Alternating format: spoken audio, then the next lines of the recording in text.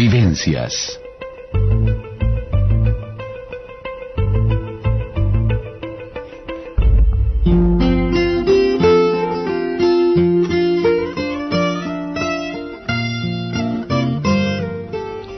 Bienvenidos a Vivencias. Hoy recibimos a Nelson Díaz, poeta, narrador, periodista, compañero de CX30, con quien dialogaremos acerca de su obra y de su última publicación, Resaca.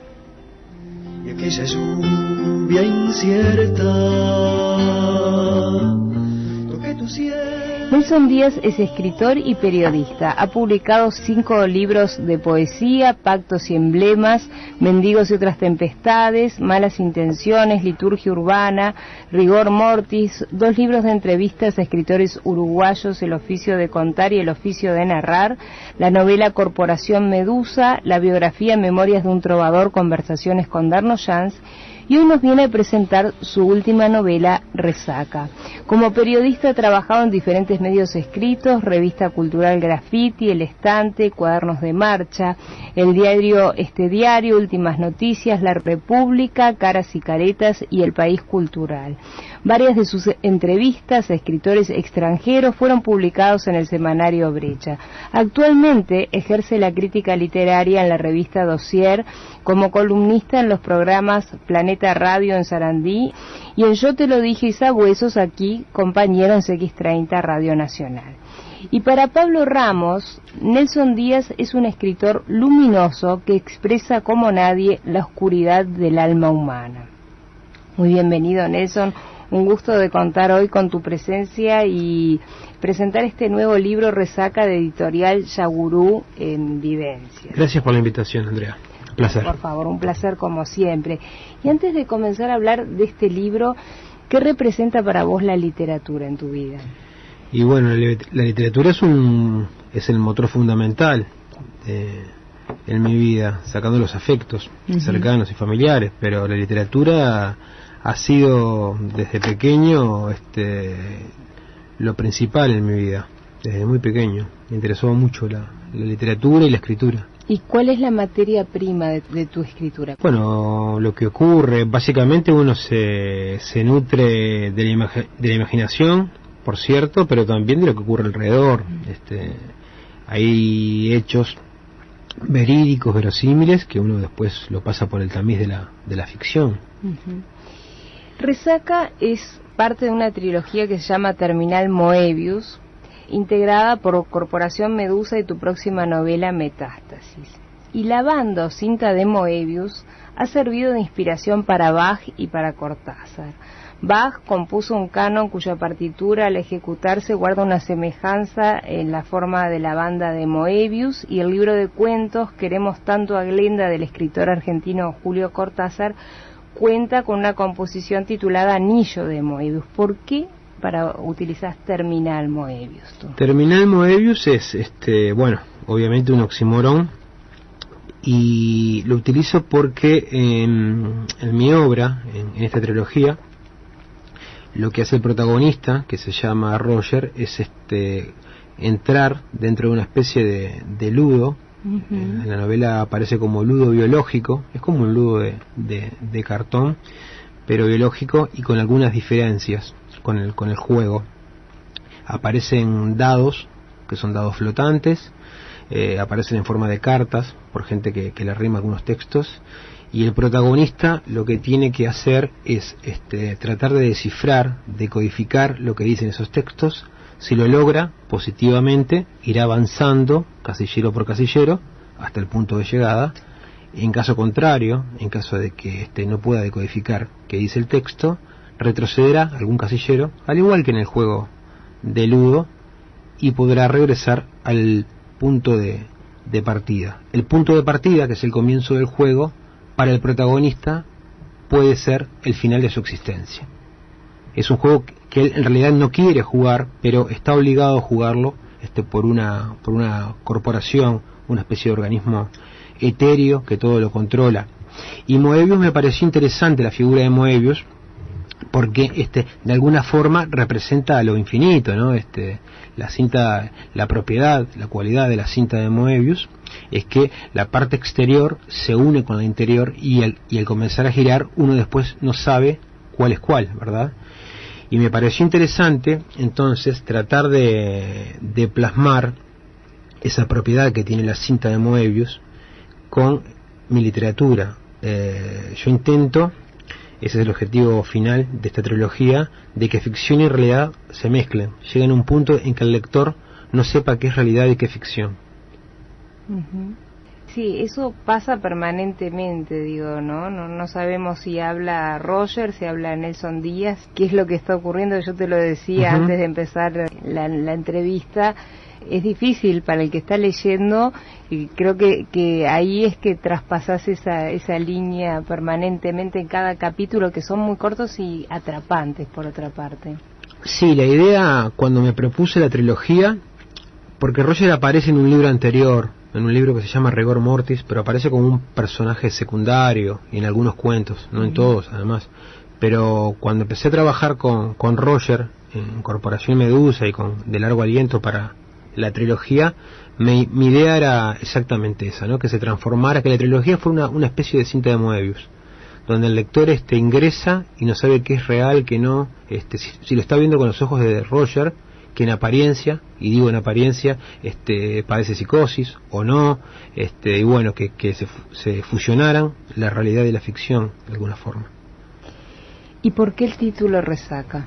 Y porque resaca es un malestar, generalmente, y la asociación más directa y más común es con una ingesta fuerte de alcohol, pero hay muchos tipos de resaca. Por ejemplo, lo que deja el mar en la orilla se le llama resaca. Es verdad. También puede haber resaca de una relación de pareja, ¿no? Cuando uno se siente mal por algo que ocurrió en la pareja. O sea que me parece que resaca, en este caso, es un malestar que siente el personaje, sobre todo a nivel psicológico, ¿no?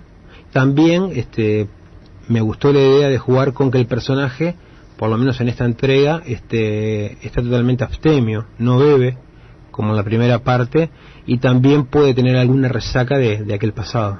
Claro. Y Roger, por lo que venimos diciendo, es un personaje con características especiales. En una parte del libro, uno de los médicos le diagnostica esquizofrenia tipo B.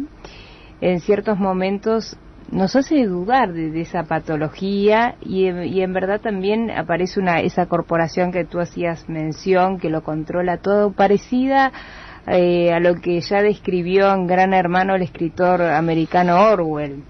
¿Y cómo funciona esa corporación que está ayudada de la cofradía de la estupidez universal, en la que el fútbol y el carnaval forman parte? Sí, hay varios ejemplos en la literatura sobre conspiraciones y corporaciones. El más notorio, evidentemente, es el de Orwell, en su novela 1984, que la publicó en 1948, y que hablaba del Big Brother, de ese gran hermano que todo lo controlaba. Esta corporación, de alguna forma, también controla todo, pero más que nada hace hincapié en los libros. Cree que los libros son un material peligroso, muy peligroso, porque generan masa crítica. Y lo que quiere la corporación justamente es que la gente no genere masa crítica, que el individuo no tenga masa crítica. Y la Cofradía de la Estupidez Universal es un organismo que está ligado directamente a la corporación, trabaja para la corporación, la Cofradía de la Estupidez Universal. Y por otro lado, digamos, en la vereda de enfrente, en el bando opositor, está Roger y un grupo de amigos que tratan de formar un movimiento de resistencia, un movimiento muy sui generis, por cierto, porque no cuentan nada más que con libros, para frenar y enfrentar esta corporación. El fútbol y el carnaval, de alguna forma, son utilizados por la corporación como entretenimientos masivos para que justamente la gente no piense de forma individual. Lo que hace este libro no es un alegato a favor de la no solidaridad, todo lo contrario, sí es un alegato a favor del individuo como ser pensante, lo que pregonaba Antonin Artaud, ¿no? Uh-huh. Que la revolución debe empezar por un individuo, para después hacer una revolución colectiva. Y Roger es un hombre esquizofrénico, alcohólico, un hombre oscuro, que además también debe enfrentar la muerte de su pareja Paula, que es asesinada. Y también, haciendo alusión a esa oscuridad, transcribís parte de una entrevista a Tim Burton en la que le preguntan por qué se viste de oscuro y dice: usando negro ahorro media hora de mi día, que puedo usar en otras cosas más interesantes que vestirme. ¿Cómo es esa liturgia urbana que enfrenta a Roger? Bueno, ahí en el caso de Roger, del asesinato de la pareja, de Paula, que bueno, se va para España, después vuelve y aparece asesinada en el Parque Roosevelt, en el mismo lugar donde queda liberado Roger. Me pareció interesante poner algún elemento de un thriller, algo de suspenso a la historia, y que de alguna forma el lector comience a sospechar si realmente el responsable de esa muerte no fue el propio Roger. Me pareció que estaba... Es algo que nos intrigas durante todo el libro. Me pareció interesante que correr el foco, el foco de yo acuso al protagonista, ¿no? Que bueno, el lector por momentos dijera, bueno, este tipo que me está contando la historia en primera persona capaz que es un asesino, y yo no lo sé. Y eso queda como abierto, aunque hay algunas teorías de algunos de los personajes que están alrededor de él, de quién pudo haber sido el culpable. Tim Burton aparece porque me pareció interesantísimo esa frase de Tim Burton, porque de alguna forma, y sin quererlo Tim Burton, sin saber obviamente que esta novela se estaba escribiendo, es un perro terrestre también, porque de alguna forma quiere zafar de esa cofradía de la estupidez universal, y de ahí que la estupidez sea globalizada, no tenga límites, ¿no? Lamentablemente. Claro. Y dice, voy a citar algunas citas que me parecieron notables que dice Roger, para analizarlas un poquito. Dice: las historias transcurren tras los espejos, cuando la gente no se mira. Yo observo a la gente cuando los espejos no miran. Qué tema, ¿no?, el del espejo, que refleja imágenes que a veces no queremos ver, no queremos admitir, o que simplemente el dolor es tan fuerte o la resaca es tan fuerte que no queremos ver. Claro, ahí hay un doble juego, ¿no? Por un lado está Roger, que a veces no quiere mirarse en el espejo para no verse, o para no saber qué hay en él, y por otro lado el juego de la psicosis de Roger, que piensa que desde atrás de un espejo alguien lo observa, ¿no? Y en definitiva es no querer saber la otra parte, ¿no? Lo desconocido, siempre le tenemos miedo a lo desconocido. Y bueno, por ahí está el espejo también de alguna forma representa lo desconocido, ¿no? No sabes lo que hay, no solo no sabes lo que hay del otro lado, sino que no sabes a qué te vas a enfrentar cuando te mires al espejo. Y otra cosa que él dice, el ruido en mi cerebro es la risa de los desesperados. Un oasis en medio del aburrimiento, noches demasiado largas, vidas demasiado breves. No hay velocidad, no hay vértigo, no hay ruido, hay abismo. Quizás sea con estas palabras de Roger, estés cuestionando o sea una cuestión a esto de la rutina esta opaca, en las que entran esas preocupaciones diarias, esos insomnios que nos desvelan, no sé. Sí, coincido contigo, Andrea. Roger es un tipo que detesta la rutina.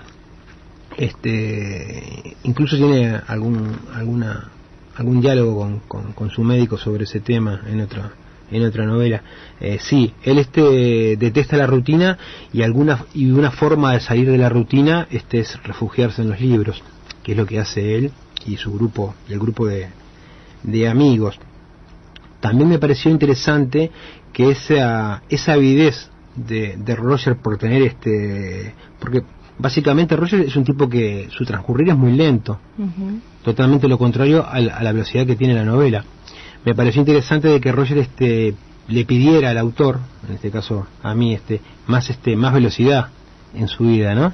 Y su vida transcurre como más lenta. El tipo recién acaba de salir de un psiquiátrico, ¿no? Tiene que reformular toda su vida, no tiene trabajo, está el cadáver de su novia y la gente que sospecha de él. Así que me pareció bien jugar con esas dos velocidades. Por un lado la velocidad de Roger, que pide rapidez para su vida y la velocidad de la novela.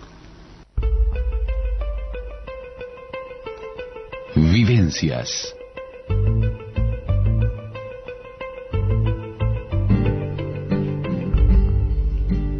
Conocerse, claro está, que necesita su tiempo.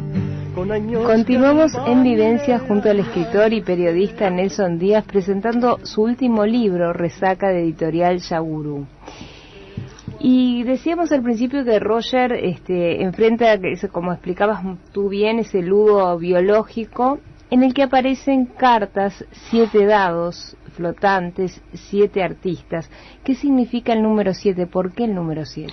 Y el 7 tiene mucho significado desde la época del antiguo Egipto, ¿no? El 7 siempre, según la cultura y según las sociedades, ha tenido un significado diferente. Para algunos es suerte, para algunos no, para otros es la perfección. Está en las religiones además, ¿no? Así que me pareció que el 7 era un número sugestivo para esta historia. Es un número que es un número mágico, ¿no? Claro. Hay varios, está el 13 también, pero quiero decir que es uno de los números mágicos, ¿no? Que tiene esas connotaciones. Y Resaca es una novela que tiene capítulos cortos, algunos directamente relacionados con el verso, y hay algunos poemas, y también relacionados con los manuscritos de la suerte, que es el poemario de Roger, que debe corregir y que lo persigue como si fuera un karma, ¿no? Dice el suerte, el término de un deseo constante en mi vida desde que había recobrado la libertad, y que les petan suerte a cada rato, ¿no? Cosa que nos pasa continuamente a todos, ¿no? Suerte, no ojalá tuviéramos una décima parte de esa suerte, cual, ¿no? Esta suerte, ¿qué representa en la vida de Roger o quizás en la vida del propio lector? Porque yo me cuestioné, hasta eso, continuamente me produjo eso el libro, ¿no? De cuestionarme desde Roger y cuestionarme yo, o sea, no sé si después de esto también iré al Vilar de Bo con Roger, pero bueno. Pero esperemos que no. No era la idea al escribirlo. No, suerte, porque evidentemente si algo no tiene Roger es suerte, ¿no? Es como una especie de antihéroe. De alguna manera él sabe que va a perder, pero igual tiene que resistir. Él sabe que el final es inexorable, pero tiene que resistir, es parte de su genética, y suerte es lo que le falta. Pero además vuelvo a ese doble juego, ¿no? Desaparece el poemario, esa carpeta azul con los poemas de suerte, y a su vez la gente que lo rodea le desea suerte, ¿no? Claro. Incluso hasta su editor. Entonces como que él empieza a ver que en esa palabra hay otro significado, ¿no? Hay alguien, hay personas alrededor que le esconden algo, ¿no? Y bueno, así es como está ideado el personaje. Siempre ve algo donde lo pueda ver o no. Él piensa que el que le desea suerte es porque sabe dónde está ese manuscrito, ¿viste? Dónde se lo escondieron. Claro. Y bueno, y en ese doble juego va transcurriendo. Por eso hay muchas disquisiciones que se hace él a modo de monólogos sobre lo que puede ocurrir o lo que le dicen.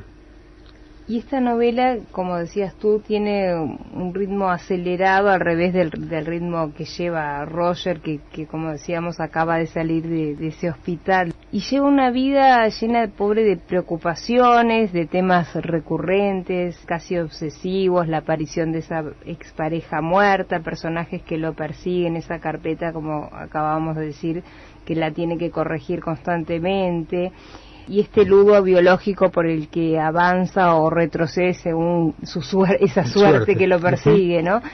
Y con esto quizás cualquiera de los lectores nos podamos sentir en cierta medida identificados con nuestras obsesiones, nuestros miedos, avanzando en esos casilleros de juegos de la vida, ¿no?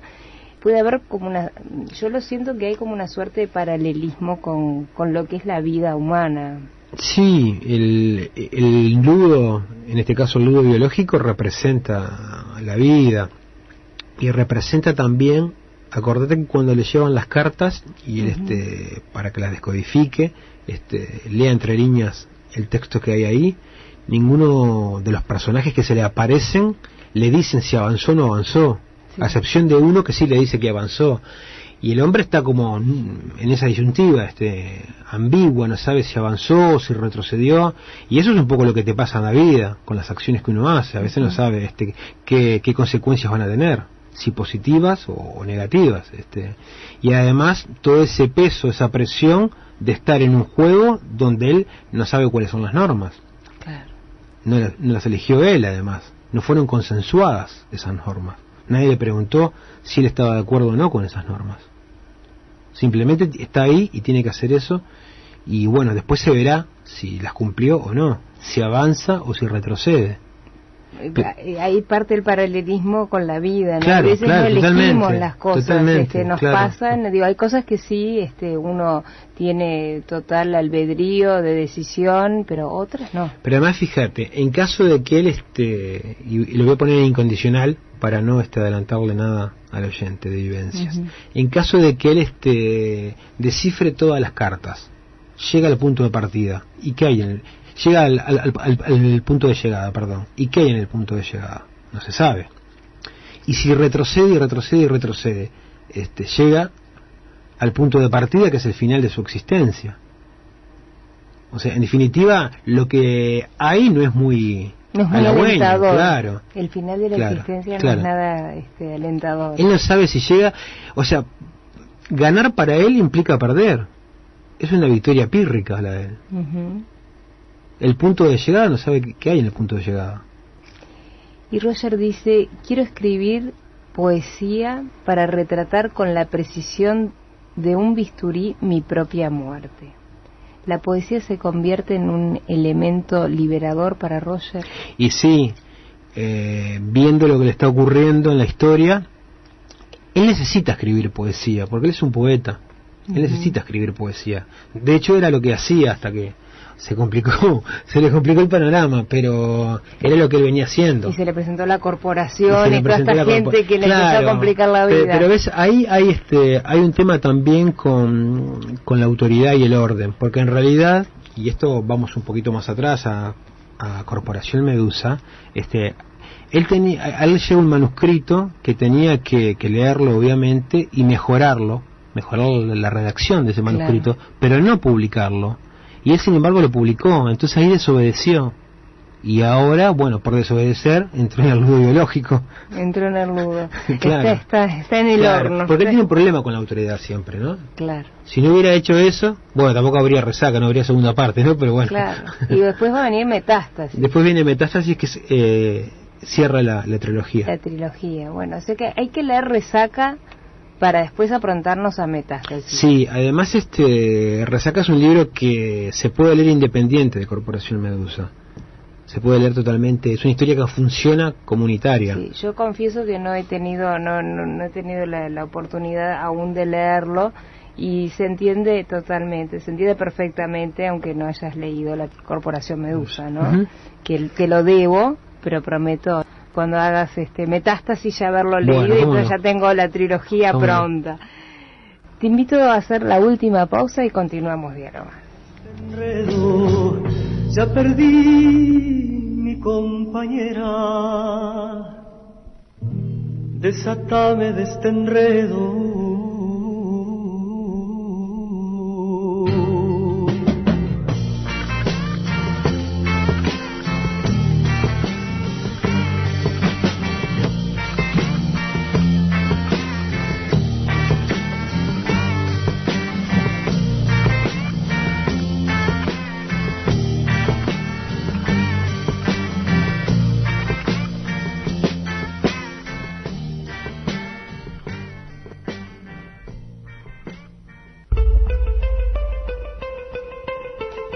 Vivencias.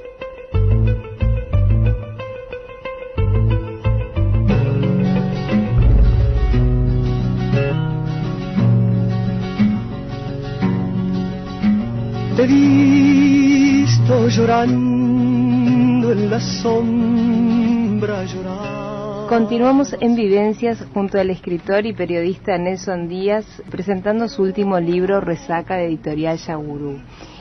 Y Resaca como decíamos, para los que recién nos escuchan, son 7 dados flotantes, 7 artistas, un ludo biológico donde el punto de partida significa el fin de la existencia. El protagonista deberá transitar en una ciudad surrealista donde convergen el cadáver de su pareja, una corporación que todo lo controla y en la que se niegan a ser parte de esa cofradía de la estupidez, ¿no?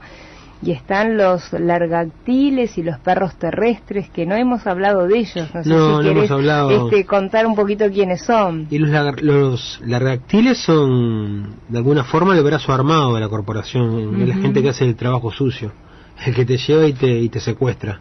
Esos serían los largactiles. Como la mafia de la corporación. Sí, es el comando que, bueno, si estás si osás leer y entender y ir en contra de la autoridad de la corporación, te secuestran y bueno, vas confinado a una celda. Y los perros terrestres es la resistencia, esa gente que quiere resistir a través de los libros y a través de algunos libros, no de todos los libros, porque para complicar más el panorama, la corporación sí hace buena prensa de libros más banales, como libros de autoayuda. La corporación está afín con que esos libros circulen libremente, no con otros libros. No con otros libros. Casi como una dictadura es la corporación. Sí, claro, es como una dictadura donde te dice qué leer y qué no leer, ¿no?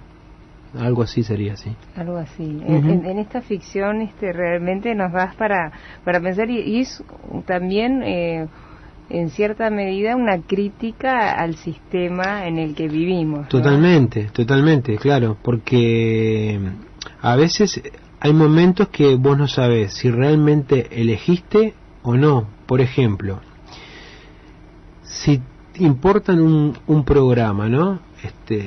Entonces es un programa que es banal, que no sé, hablemos de Tinelli, por ejemplo, ¿no? Traen un programa de Tinelli y las autoridades del canal, en este caso el canal 12, te dice que lo traen porque todo el mundo lo mira. Pero esa gente realmente tiene opción de elegir o lo mira porque no hay otra cosa. No se le preguntó a esa gente, ¿verdad? Entonces es como que no sabe si realmente, o sea, la gente elige ese producto o consumir, no sé, cualquier cosa, digo, puede ser televisión o puede ser, no sé, un comestible, no importa. O si lo hace porque no tiene otra opción. Claro. Ese es el tema. O también cabría la posibilidad, no tiene otra opción, o te manipulan de tal manera totalmente. que llevas a consumir algo porque no te das cuenta, pero sí, bueno, te llevan a no pensar o estás tan cansado de lo que pasa que decís, bueno, no quiero pensar más, porque el sistema te lleva a eso. Pero totalmente, podés elegir algo pensando que lo elegís por motu propio y en realidad fuiste manipulado para elegirlo. Eso totalmente, sí, claro, eso también pasa. Puede ser parte del cuestionamiento, sí, ¿no? Totalmente. Y la presentación de Resaca de Editorial Yagurú, Nelson Lassés, el 17 de abril, estamos convocando a las 19 horas en la Fundación Unión Plaza Independencia 737. No sé si en realidad es abierta a todo el público. Sí, entrada libre, gratuita, es ahí en Plaza Independencia 737, Fundación Unión, viernes 17, sí. O sea que ya no queda nada. ¿Quiénes te van a acompañar? Me va a acompañar Maca, Gustavo Wojciechowski, que es además de ser un gran poeta y diseñador, es el responsable de la editorial, es mi editor. Felipe Poleri, compañero, también amigo, gran escritor. Me va a acompañar Leonardo García e Ignacio Lena, que hicieron un video basado en esta novela que se va a proyectar, exhibir en pantalla gigante. Y bueno, vamos a terminar con Garo Araquelian, que va a cantar unas canciones de su disco, así que bueno, vamos a estar todos ahí. Va a ser un lindo momento. Y a propósito de Maca, Roger habla, el personaje, en algún momento habla con el editor. Sí, es increíble. Claro, ese es otro del juego que hice para fusionar realidad y ficción, sí. Maca, que la gente que no lo conoce existe, y ese editor aparece como personaje, como editor, sí, en la novela. Algo muy loco. Sí, sí, sí. Algo parte como así de la descripción de Roger, Sí, ¿no? sí. Para que vayan viendo con qué personaje se van a enfrentar. Pero un personaje simpático, ¿eh? Sí, sí, totalmente. Querible. Sí, yo le quiero mucho. Sí, es muy no querible. sé, a mí me dio esa impresión, digo, Sí. de quererlo y van a ver qué pasa. O sea, Te estoy dan ganas de esperando- contenerlo. Sí, sí, sí, porque viste que hay personajes que uno, en la medida que lo vas leyendo, no lo vas queriendo nada y te da ganas de matarlo, ¿no? Claro. En ciertos libros te pasa esto, pero Roger no, es querible, es un tipo que decís, pucha, le pasan tantas cosas. ¿Y cuánto tiempo te llevó a escribir la novela? En el caso de Resaca fueron 4 años. O sea, no estaba dedicado a full solo a Resaca, pero me llevó 4 años. 4 años. El tema es, en mi caso, es el proceso creativo, porque el proceso físico de sentarse a escribir... Capaz que lo haces rapidísimo. Sí, y además lo hago cada tanto, ¿no? Me gustaría escribir todos los días. Bueno, de hecho escribo todos los días, pero por mi trabajo, como periodista. Digo, pero ficción, en realidad el proceso creativo que nunca se detiene es el mental, al que yo llamo proceso de maceración. Queda la idea y los personajes y estoy todo el día pensando en eso. ¿Lo vas anotando? ¿Cómo es? Voy es tu anotando, método sí. de trabajo? Yo voy anotando en un cuaderno de tapas duras. Ay, mira qué sí, interesante. tengo Un cuaderno sí. de tapas duras. Mi hermana se complica, porque para mi cumpleaños me regala cuadernos de tapas duras negros, forrados en cuero, y con unos hacen más y tiene que mandar a que los encuadernen por ahí. ¿Y te entendés la letra después? Sí, me la entiendes. Sí, suele pasar que después no nos entendemos la letra, ¿no? Sí. A mí me pasa a veces, no sé. Pero... O sea que sos prolijo. Sí, me entiende la letra, pero el proceso físico de sentarse a escribir es cada tanto. A veces no, a veces tengo un periodo que lo escribo rápido, pero es mental. Es mental. Generalmente cuando yo me siento a escribir una parte, ya lo tengo todo en mi cabeza, ya lo tengo todo visualizado, esa parte de la novela. Y antes de jugar un ping-pong que te lo debía de la otra vez que viniste, es que cierto, lo hicimos con Darmayan, pero ahora te va a tocar a vos, te quiero preguntarte algo a propósito de este personaje, pero relativo a lo que pensás vos, ¿no? Me da para pensar que este personaje que no sabemos si es loco, si no es loco, si es una ficción, nos dejas la duda ahí en qué es Roger realmente, pero lo cierto es que él corre detrás de sus sueños y de su vida y de su utopía. ¿Qué rol juegan para vos los sueños, la utopía, en tu vida personal, ¿no? Y son fundamentales, ¿no? Es uno de los motores principales. Si no tenés utopías o sueños, básicamente, a mi entender, no estás vivo. Consumís oxígeno, pero no estás vivo. Es fundamental tener sueños e ideales. Y un poco lo que le pasa al personaje. Sabe en su fuero interno, en su interior, que seguramente va a perder, pero igual tiene que hacerlo. Tiene que seguir pensando y tratando de salvar lo que él cree que vale la pena salvar. De luchar por esa utopía, ese sueño. Exacto. Bueno, empezamos entonces a jugar ping-pong. La pregunta que quieras me la atajás, la que no me decís paso. ¿Cuál es el rasgo principal de tu carácter? De mi carácter, la ansiedad. ¿Tu principal defecto? La ansiedad. ¿Tu principal virtud? Soy constante. ¿Qué te motiva? La creación. ¿Qué te desmotiva? La burocracia. La palabra que más te gusta. La palabra que más me gusta. Arte. La que menos te gusta. Fundamentalismo. Un color. Negro. Una imagen. Imagen. La casa de mi abuela cuando era pequeño. De mi abuela paterna. Un lugar. Un lugar. El cerro, la playa y en invierno. ¿Qué es lo que más valoras de tus amigos? Solidaridad. Un gran amor. Un gran amor, mi hija. Una injusticia. La muerte de seres inocentes. Un deseo. Bueno, terminar con la trilogía. ¿Para cuándo va a estar Metástasis? Suponemos, con la editorial, que en el 2016, ya el año que viene, sale el próximo título. Bueno, me dijiste que no querés adelantar nada, así que le vamos a dar mucho suspenso, pero pinta que va a estar muy linda. Esperemos que sí, esperemos. 3 palabras que necesite urgente la humanidad. Me parece que confianza, escuchar al otro, obviamente, y el respeto de la opinión del prójimo, ¿no? Importantísimo. Tal vez te lo puedo resumir en una sola: tolerancia con el otro, claro. Tolerancia. A propósito del fallecimiento de Galeano, un grande, se ha generado todo un gran debate que me parece que en el fondo habla de que no somos nada tolerantes y vivimos en una sociedad bastante complicada, ¿no? Sí, Uruguay a veces se arroja virtudes que no tiene, ¿no? Yo creo que la tolerancia no es una virtud de nosotros, no es una virtud, y la educación, cuando hablo de educación me refiero a convivir diariamente en sociedad, ¿no? En la calle, en el ómnibus, me parece que también ha dejado de ser una virtud. Me parece que de alguna forma vivimos engañados con cosas que no lo somos. Nos vemos como algo que en realidad no somos. El uruguayo no es educado, no es tolerante.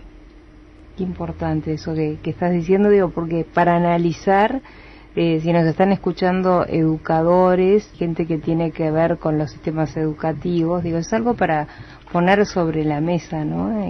Y pensar en voz alta para los padres, los quienes somos padres también, porque desde la familia, desde los centros educativos, también tenemos mucha responsabilidad los medios, ¿no? Claro, pero fíjate tú que hay como un modelo que se idealizó. Basta, no sé, no hace falta viajar muy lejos para darse cuenta que no somos tolerantes, que no somos educados.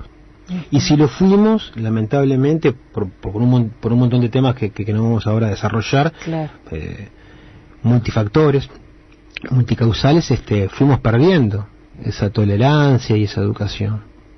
Incluso la cultura, ¿no? Claro. Pero es importante que a través de los libros, yo siempre destaco algo, que cada persona puede ser a través de distintos lugares, como la escritura es un lugar muy importante que a la gente nos hace pensar, reflexionar sobre esto que estamos hablando, sobre todos los temas que ocurren. Como decías tú, escribís observando lo que ocurre, reflexionando sobre la realidad en la que vivís. Podés ponerle ficción, podés ponerle mucho corazón, podés ponerle muchas cosas, pero en realidad es un cuestionamiento que se hace permanente, ¿no? Sí, en mi caso la literatura, pero todo el arte tiene que servir para lo que te decía hoy: generar masa crítica, generar seres pensantes, plantearse dudas. La duda es fundamental para crecer como ser humano. No creer que todo es de una forma o de otra. Siempre hay que dudar. En la duda está el conocimiento. Claro. Ni todo es blanco ni todo Exacto. es negro. Hay matices también, claro, ¿no? Bueno, ya generando todas estas preguntas, vamos a reiterar entonces. El viernes 17... Viernes 17, Fundación Unión, queda en la calle Plaza Independencia 737, a las 19 horas. Bueno, vamos a presentar Resaca ahí, con Felipe Poleri, con Maca, con un video que se llama Rebelión Sombría, dirigido por Leonardo García e Ignacio Lena, y luego va a cantar Garo Aracelián. Va a estar muy lindo, así que invitamos a toda la audiencia que los que puedan te acompañen. Yo te dije que voy a hacer todo lo posible por estar allí, vamos a hacer todo lo posible porque realmente augura. El libro es un libro recomendable a la gente que lo lea, va a pasar un lindo rato, y si quiere profundizar más también lo puede hacer. O sea, puedes pasar un momento muy agradable y también profundizar, porque da para pensar, para reflexionar y para cuestionar este sistema sobre el que vivimos, que tanto no nos deja para pensar y reflexionar, y creo que en este libro es lo que haces, nos das un buen cachetazo y dice, amigos, vamos a pensar en qué mundo estamos parados, ¿no? A través de Roger y esa corporación nos estás dando un tironcito de orejas a todos para que veamos un poquito dónde estamos parados. Capaz que es una interpretación mía, pero lo siento así realmente. Bueno, yo te agradezco mucho la invitación y bueno, como siempre es un placer dialogar contigo. Muchísimas gracias, Nelson, ha sido un enorme placer, mucho éxito con Resaca y Gracias. con todo lo que hagas y con Metástasis, que ya el año que viene lo estaremos presentando. Se nos han ido los minutos a todos, muchísimas gracias por su amable atención, a nuestro compañero Gaby Juncal en controles y a Eduardo Fernández en grabaciones. Nos encontramos el próximo jueves en otra edición de Vivencias. Muchas gracias y que tengan una excelente jornada. Vivencias.